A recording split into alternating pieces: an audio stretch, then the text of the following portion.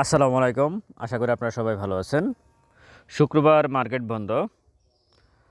আমি একটা বিষয়ে কথা বলতে চাচ্ছি, সেটা হচ্ছে কমিশনের ইন্ডেক্স কারসাজি। কমিশন ইন্ডেক্সকে ম্যানিপুলেশন করতেছে কীভাবে, এই বিষয়ে আমি ব্যাখ্যা দেব। আশা করি আপনারা ভিডিওটা শুনলেই ক্লিয়ার হয়ে যাবেন। ইন্ডেক্স এই মুহূর্তে 4781-তে আছে। এটা কি আপনারা বিশ্বাস করেন কি না?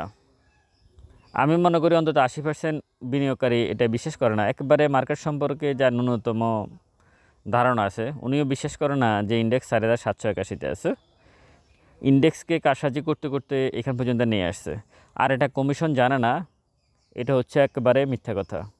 কারণ সিডিবিএল কমিশনের আন্ডারে আছে, প্রতি মুহূর্তেই তারা এগুলো টের পায়। আপনাদের মনে থাকার কথা, 10-12 দিন আগেও এই সিকিউরিটি এক্সচেঞ্জ কমিশন একটা কমিটি গঠন করছে যে ইনসাইডার ট্রেড হচ্ছে কিনা। এর আগেও করছিল গত অক্টোবরে, কোনো রিপোর্ট আসে নাই, এখনও আসবে না জানি। তার মানে কি? তার মানে এগুলোর সাথে আসলে তারা জড়িত।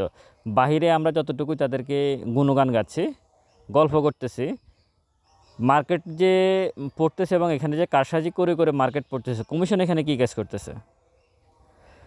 এভাবে তো মার্কেট পড়ার কথা না। তাহলে কমিশনের ভূমিকা কী? যারা রাশেদ মাকসুদের পক্ষ নিচ্ছেন, আমি এটুকুই বলতে চাচ্ছি, সে জরিমানা করতেছে, করতে থাকো, কিন্তু মার্কেটে এইভাবে এখন এই মুহূর্তে যারা ফালাচ্ছে মার্কেটকে, কীভাবে মার্কেটকে ফালাচ্ছে ইনসাইডার ট্রেড করে করে, এই বিষয়ে কমিশনের কাজ করা হচ্ছে। এখন কমিশন কীভাবে ইন্ডেক্সকে প্রভাবিত করতেছে এবং ইন্ডেক্স কারসাজির সাথে কমিশন কীভাবে জড়িত, আপনারা 4781 ইন্ডেক্স এই মুহূর্তে, এটা কোনো ক্ষুদ্র বিনিয়োগকারী বিশ্বাস করে না। প্রত্যেকেরই কথা হচ্ছে যে ইন্ডেক্স, এবং আমি ব্যক্তিগতভাবে মনে করি যে ইন্ডেক্স 4700 তো দূরের কথা, 4000-এর নিচে চলে আসছে ইন্ডেক্স। আর ইন্ডেক্স আরও যদি আমি বলি বড়োভাবে, কারসাজি কীভাবে করতেছে কমিশন, সেটা হচ্ছে এখানে একটা কোম্পানি আছে বেক্সিমকো লিমিটেড, তার ফ্লোর এখনও তোলা হয় নাই। তো তার শেয়ারের প্রাইস এই মুহূর্তে হচ্ছে 110 টাকা। ফ্লোর দিয়ে রাখা হয়েছে বেক্সিমকো লিমিটেডকে, সালমান এফ রহমানের কোম্পানি। সে সর্বশেষ তার ইপিএস নেগেটিভ, সে এর আগের বছর 5% স্টক ডিভিডেন্ড দিছে।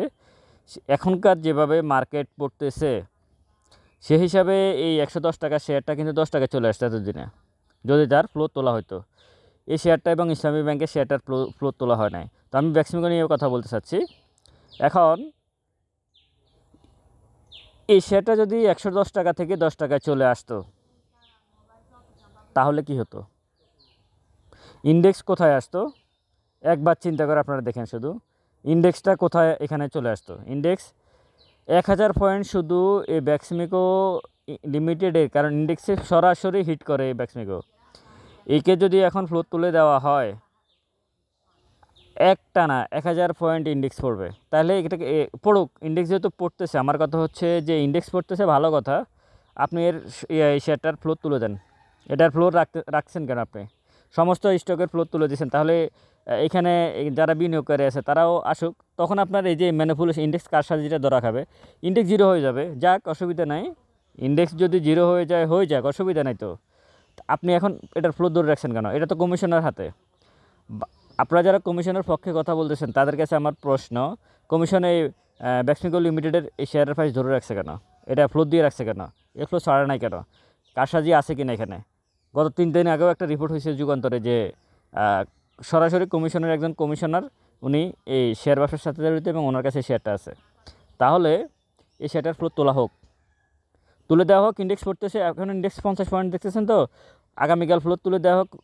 এই স্টকটার 200 করে পড়বে ইন্ডেক্স, এবং পড়ুক। আমার কথা হচ্ছে এই অন্তত একটা রেকর্ড হোক রাশেদ মাকসুদ কমিশনের সময়, যে ইন্ডেক্স জিরো হয়ে গেছে।